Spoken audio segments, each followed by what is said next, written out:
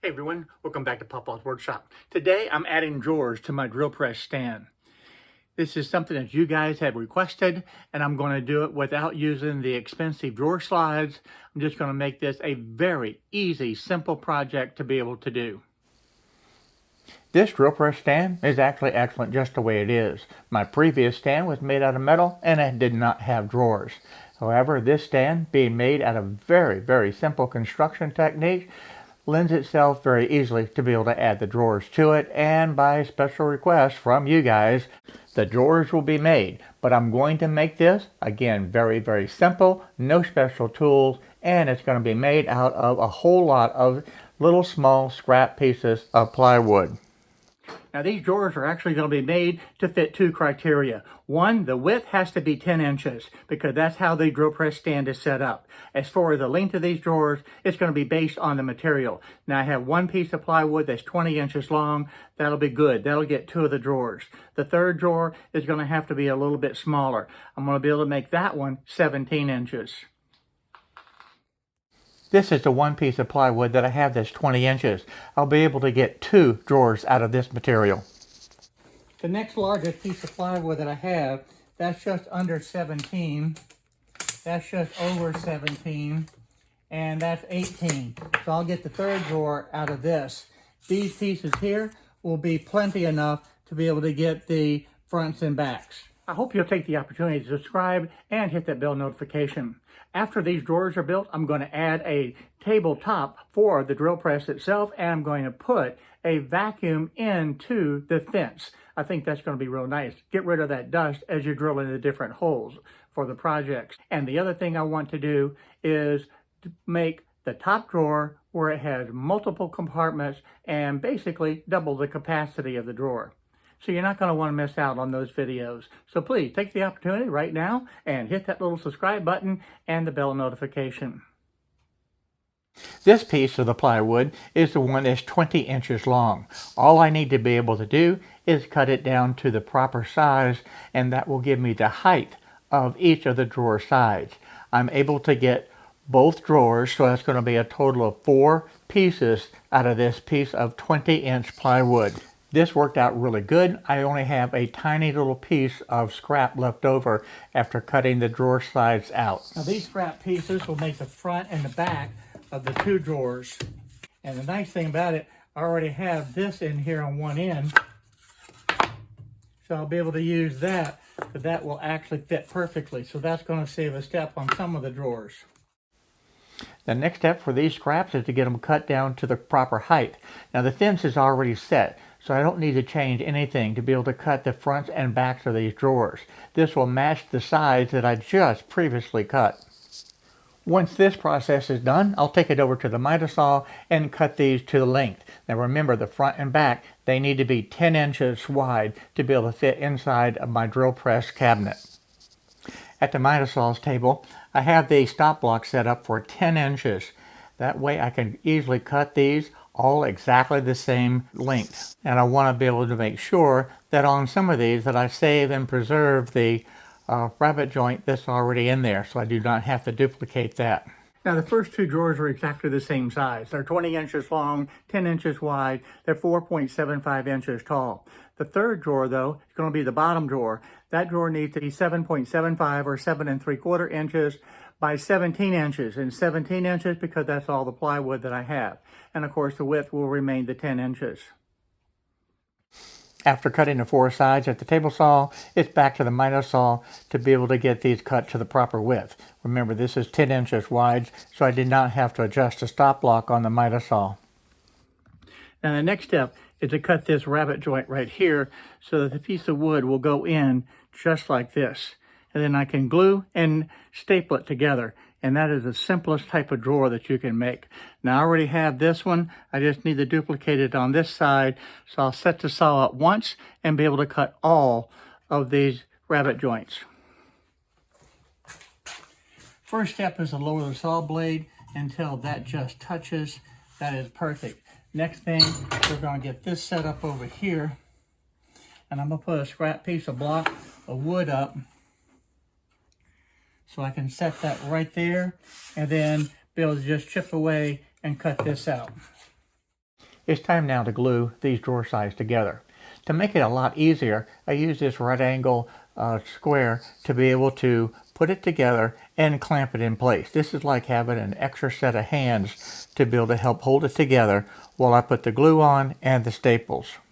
Using the clamp and the right angle triangle, this makes it a perfect helping hand. Now I can just simply make sure and double check the alignment and that it has a nice tight joint, and then just put the glue on it and put it in. I want to make sure that the glue is actually on both surfaces. This will give a much better and more secure joint. And while I'm here, I might as well put the glue on both sides because this goes together very quickly and very easily. As you can see here, using that clamp in conjunction with the right angle triangle actually holds the drawer up all by itself. All I need to do is just staple it together. And can't get a whole lot easier than this. This is a very simple design drawer to be able to build. I think anybody can do this with minimal tools in your shop. If you don't have a staple gun like I have here, that's okay. You can still use a hammer and nail, and this will work just fine. If you were using nails, I think I would use about a 4-penny finishing nail to be able to put these boxes together. I want to emphasize the fact that I keep that 90-degree triangle in place.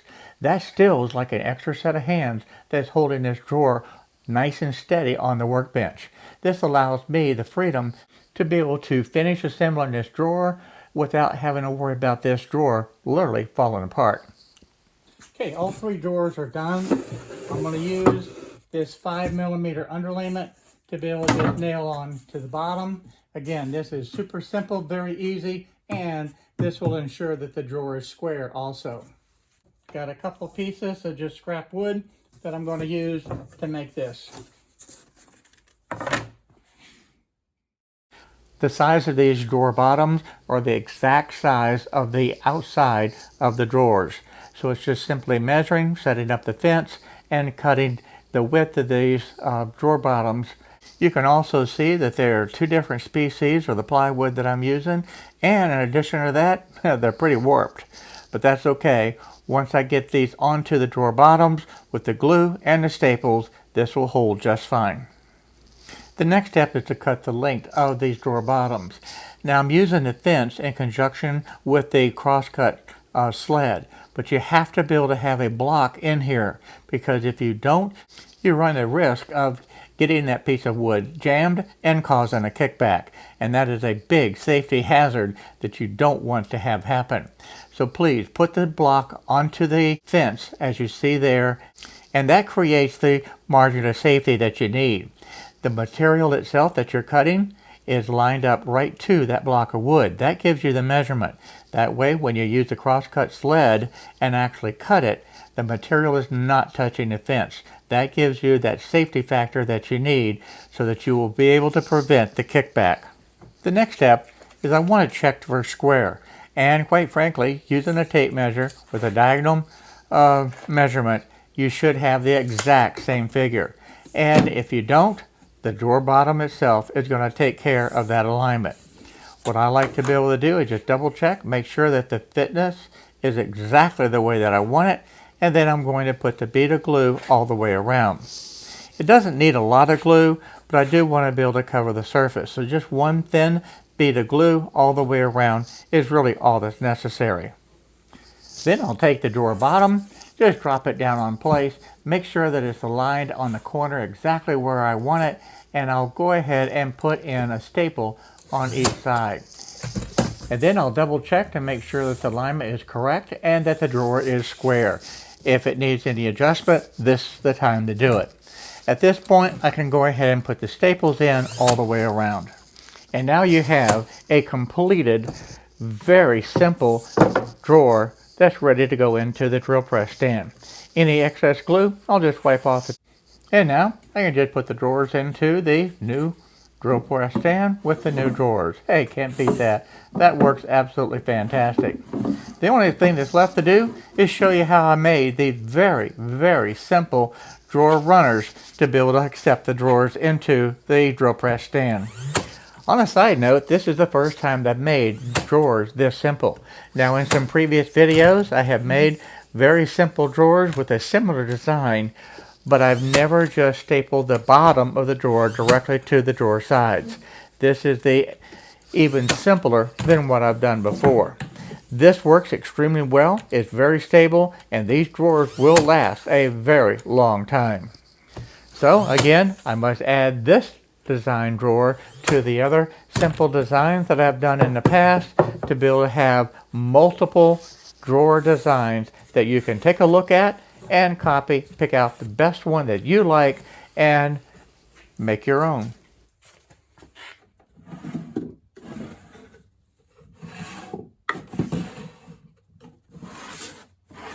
Now at this point, the drawers are done. You can't get much easier construction than this to build a drill press stand and the 3 drawers. Now all that's left is to decide, do I want to go any fancier? I don't think I will. Yes, I could put drawer fronts on, but I don't think I will. And I could get some fancy handles and put those on. Nah, I don't think I'm going to do that either. So there's some options that could take place at this point. But again, this is a shop fixture for a drill press stand that's going to get a lot of use and, quite frankly, a lot of abuse. So I think I'm going to stop here. And I did have a couple of wooden handles that I think I'm going to put on, and I'm going to look around the shop for one more. But I'm not going to hold up the video for that.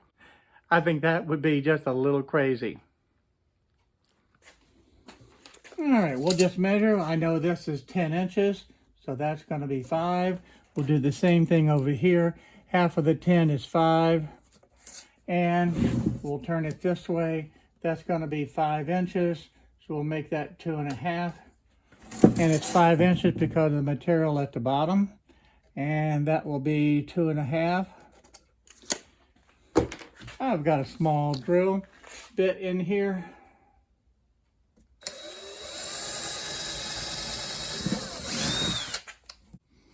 And I'm just using a simple pan head screw to be able to hold this in.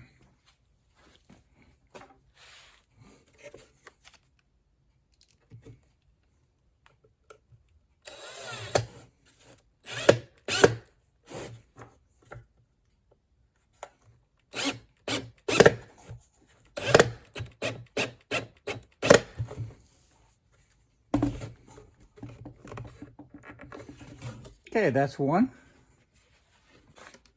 Now this one has a little bitty chip right here. So that little bitty chip, I'm just going to rotate that down to the bottom. And that'll be fine. And I'll look and I'll find one more knob, and we'll have all 3 drawers with the same knob at least.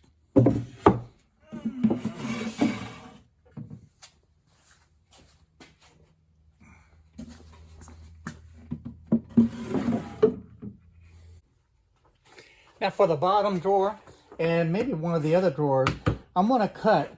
This is an old rug that I used for another project, and this is all that's left of this particular mat. So I can actually use and get enough to put into the bottom of the 2 drawers. That will help protect that from oils, from the drill bits and things. As far as the inside measurements on this, this is going to be 8 7/8 and 16 3/4. So I'm just going to flip this over, put that right there, stretch this out to 16 3/4.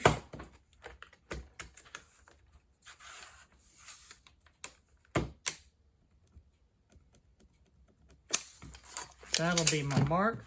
I'm going to put that right there. And then I'll grab a T-square and make that cut. Now this rubber mat cuts very easy.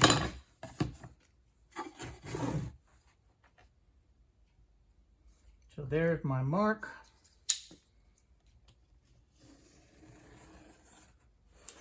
I have a scrap piece of wood down underneath so it won't hurt my workbench. And that is it. Now I said that was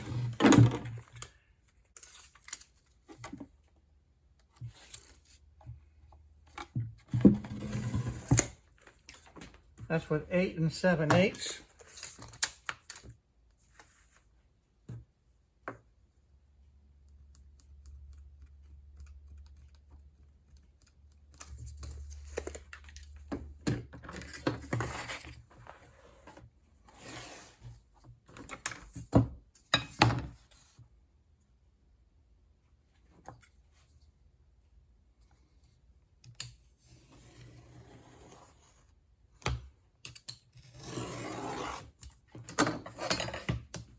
right, let's see if this will fit.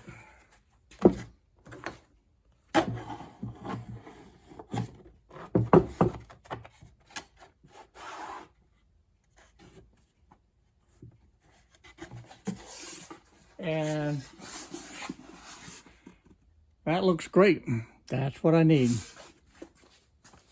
This is the perfect drawer to be able to hold the drill bit sharpener along with the extra grinding wheel and the related tools that go to this machine. And yes, I have enough material of this mat to be able to have the second drawer with a rubber mat in the bottom. That is perfect. Now the top drawer is going to have a different setup. Now that the drawers are finished, I want to show you how I made these drawer runners. They're very, very simple, using just 2 pieces of the black melamine, which means that these drawers will be able to slide in and out very easily with this material.